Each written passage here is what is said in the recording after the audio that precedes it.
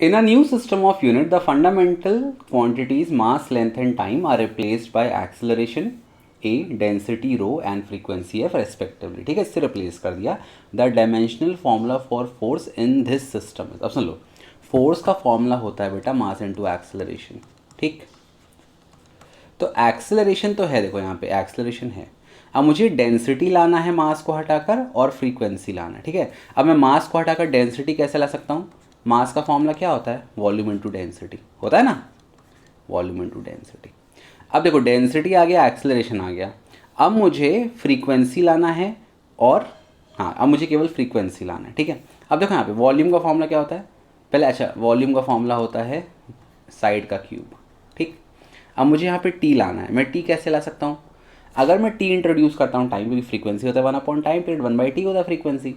तो अगर मैं टी इंट्रोड्यूस करता हूँ तो L/t क्या यहाँ कोई फॉर्मूला बनेगा? ए बन जाएगा. एक्सेलरेशन क्या होता है? एक्सेलरेशन होता है L/t².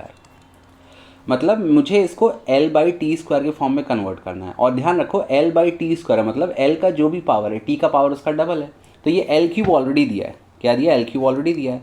तो इसको मैं T के पावर 6 से मल्टीप्लाई कर दूंगा और डिवाइड कर दूंगा. ऐसा क्यों? ताकि फ्रैक्शन की वैल्यू चेंज ना हो. ऐसा मैंने क्यों किया? यही मैंने बताया कि L का T क्या है? L का डबल पावर है. अब देखो ये L/L³ अपॉन T का पावर 6, इसको मैं क्या लिख सकता हूँ? इसको मैं लिख सकता हूँ L/T² का होल क्यूब लिख सकता हूँ ना, इंटू T का power 6.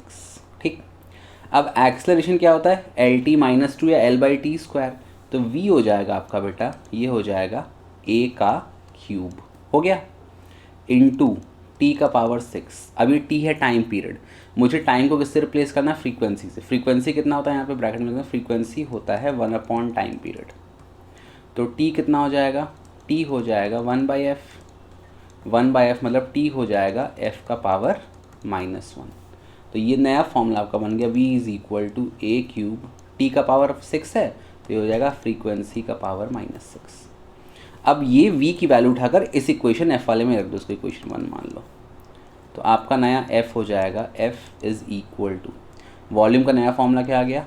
A³ F-6 into rho into A. V को मैंने रिप्लेस कर दिया. The force F=, A³ into A कितना हो गया? A का पावर 4. ठीक है, अगली क्वांटिटी क्या है? डेंसिटी. तो डेंसिटी रो लिख दिया और F फ्रीक्वेंसी का पावर -6. कौन सा ऑप्शन सही है? Option number B. So I hope it is clear to you. Thank you for watching. Bye bye. Keep loving, keep supporting. Bye.